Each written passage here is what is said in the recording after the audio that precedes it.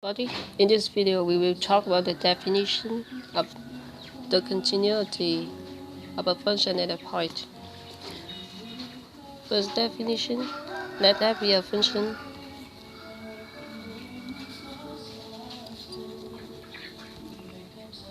the function f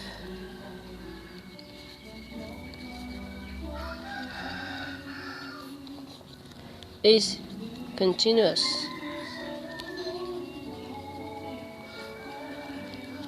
at the point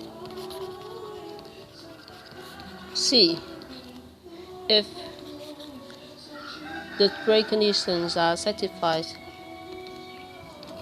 The first condition, fc is defined. This means that f has a value at x is c. The second condition is the limit of the function fs when x approaches to c exists. And the third condition is, and the third condition is the limit as x tends to c of the function fs is equals to the value of f as c.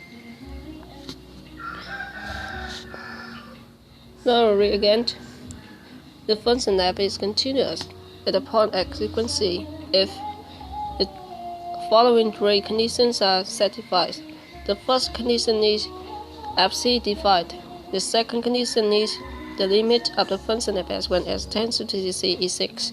And the third function is this limit equals to fc. A function that is not continuous at c is said to have a discontinuity at that point. Now, when the function f dot is not continuous,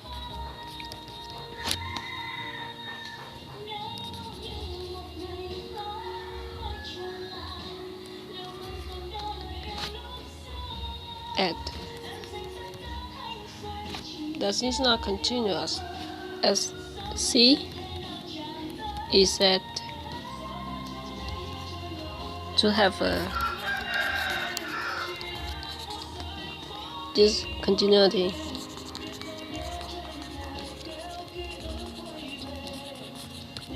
at that point. Okay.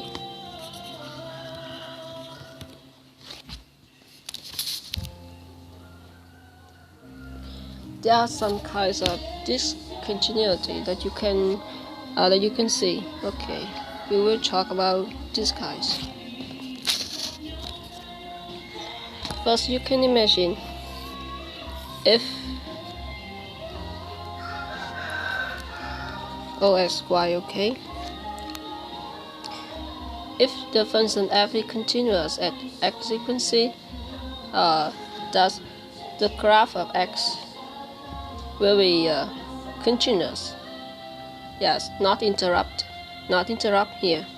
Yeah, you can see the image. This is the position with x equals c. Okay, and here is the graph of y equals fs.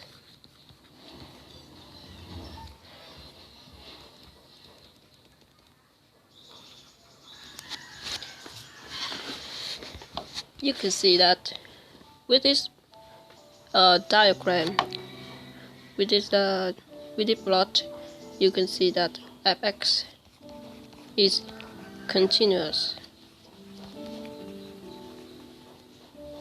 at x equals c, because you can see that when we brought this line when across the position x equals c, you don't need to lift up your pencil. You don't need to lift up your pen here. The line is continuous here. And next, we will talk about some kind of discontinuity. Sorry. You can see how discontinuity of type, how Does this chi where here?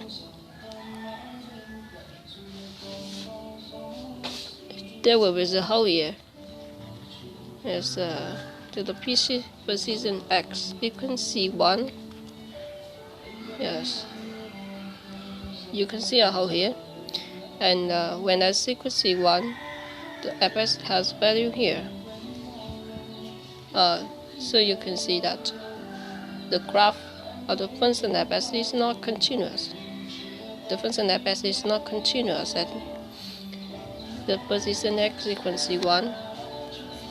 F is not continuous at X equals C. And with this image, you can see a hole here. So we call this kind of continuous. This kind of continuity is the whole chi. Okay. And we consider the next. You can see here.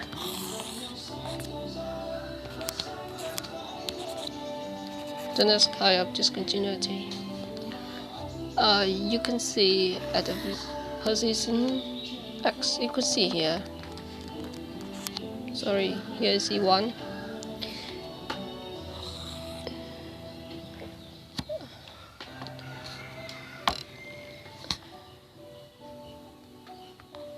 You can see that the graph of the function fx is interrupt here.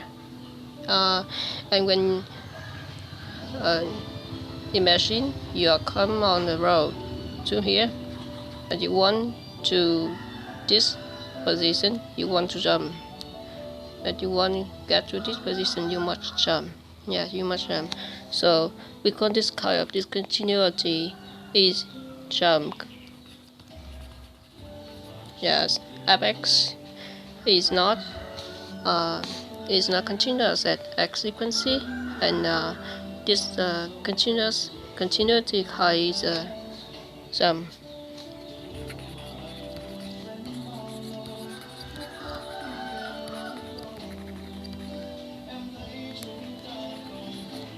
Okay, and the last kind of discontinuity is the point chi. You can see the image of the point chi. Yeah.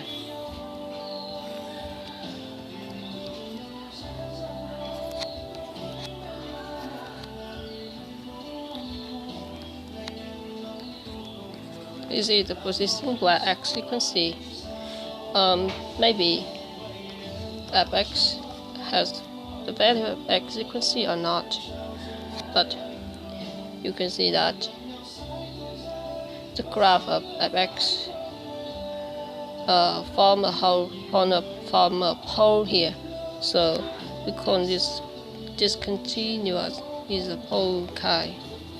Okay, so the pole chi.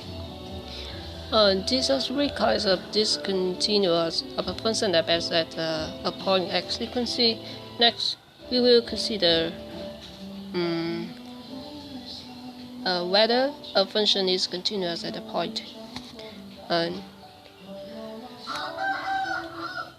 we consider the next example.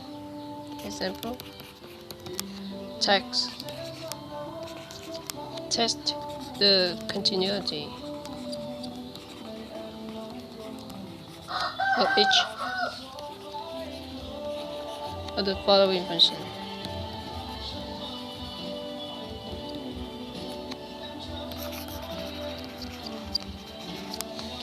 At x equals 1. If the given function is not continuous at x equals 1, explained. Okay. First, we consider the function fx is a fraction x squared plus 2x minus 3 over x minus 1. We will take if this function is continuous at x equals 1, then you can see that f1 does not exist. Yes, undefined. f1 is undefined. You can easily say that. So of course f is not continuous at x equal 1. For you to understand this, you should recall the definition of the function that is continuous. That is continuous at x equals c. You can see that f is continuous at x equals c. That is equivalent with we have three conditions are satisfied. That is fc defined. Okay, first. The secondly, the limit of the function f when x approaches c exists. And the last is these two values equals to each other. Okay, and then we text that we want to text that if fx is continuous at x equals 1, so we want to text that. See here, as you can see here is 1. Yeah, so we want to text that if f1 is defined. You can see that the domain. You can see that the domain of this function is set for 1. So of course f1 is undefined. So f is not continuous at s1 because the first condition is not satisfied here. Now next.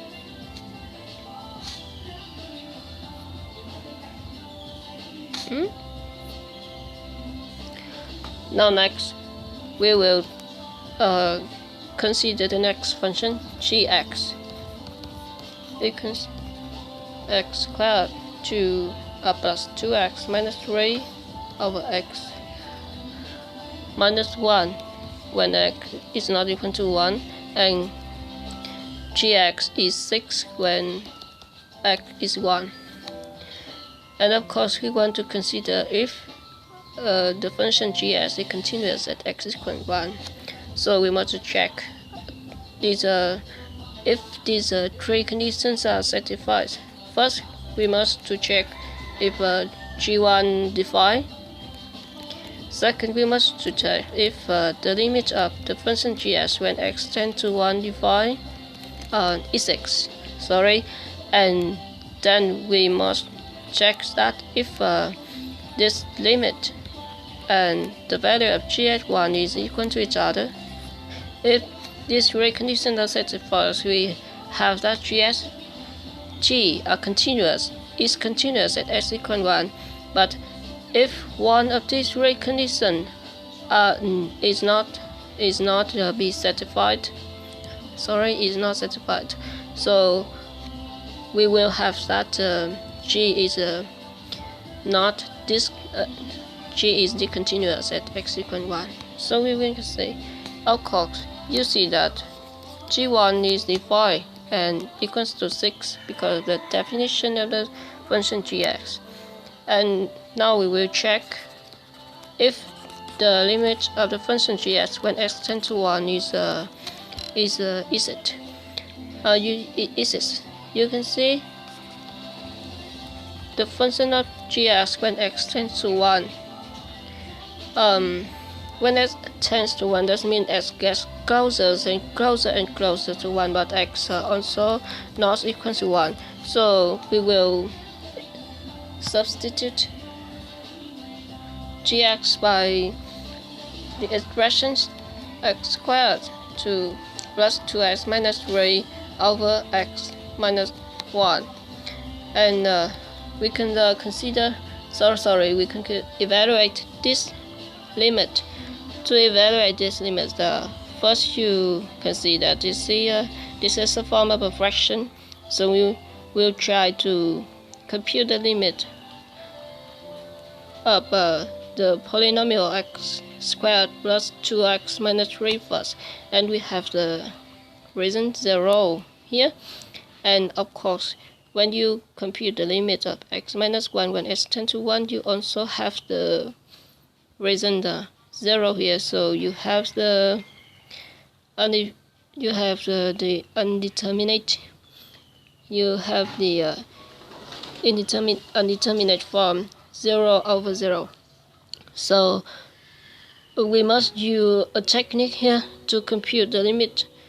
The technique may be simple for you because you have recalled this technique on the last section. First we factor this polynomial into the product of two simpler factors. So you can see that x squared plus 2x minus 3 is equals to what? X minus 1 multiplied by x plus 3, okay, over x minus 1. And you can see that when x tends to 1, we understand that x get closer and closer to 1 but not equal to 1, so we can simplify x minus 1 and x minus 1 here, and then this expression is left x plus 3 here, and we have the reason of this limit is 4. So you can compare the limit of the function g(s) when x tends to 1 is 4, and the limit of and the value of g at 1 is 6. This true value is not equal. You can see that, and we check the third condition. The limit when x tends to 1 of the function gx is not equal to g1, so we have that g is not continuous.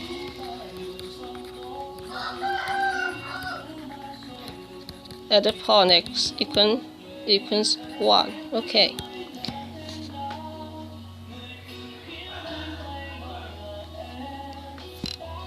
Sorry, we stop the second example here, and then we consider the next example C. We will test that if the function h defined psi 2x over x when x less than 0, and the square root of x plus 1 when x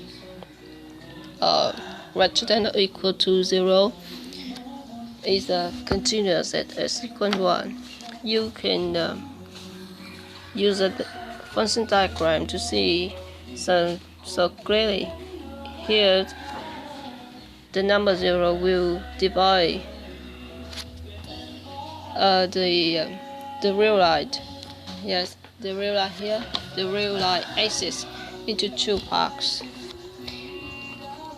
The first part is x less than 0, and the second part is x greater than 0. You can see that with the definition of the function h.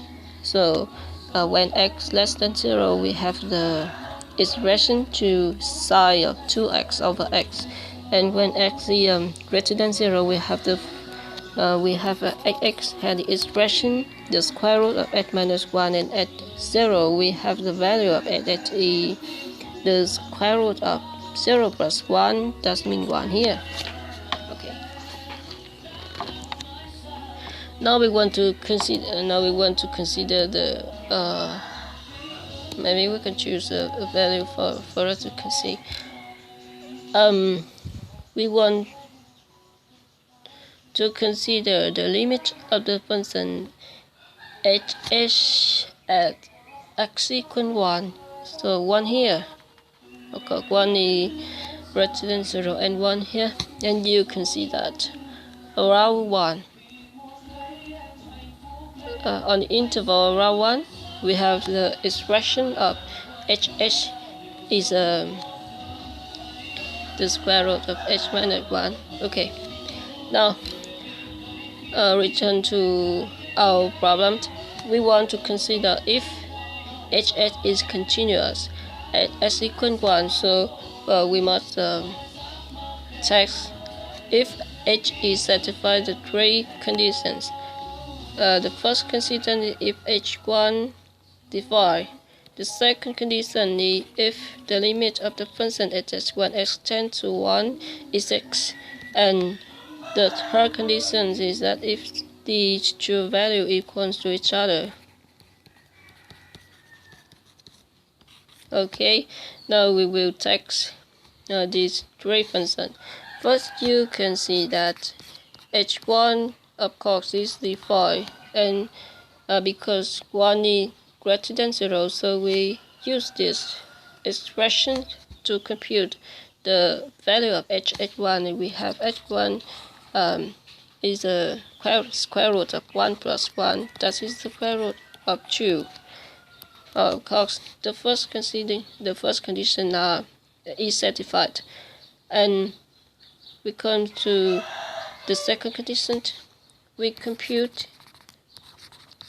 the limit when x approaches to 1 of the function hs, and you can see that, as I have explained before, when x approaches to 1, get closer and closer to 1 from the left and from the right, we just want to see the surrounding region of 1. So at this region, we have the expression of hse, the square root of minus 1. So we have both side left and right. So we have this limit is the limit of the function, the square root of x plus 1 when x tends to 1, and of course this limit is 2. Okay. Now is the square root of 2. Now compare these two values. We have that they are equal. So we have that h is continuous at the value x equals 1. Okay, so we have h is continuous. X equals 1. Okay. Our video stop here. Thank you for watching. If you have any question, please comment below the video. I will try to answer.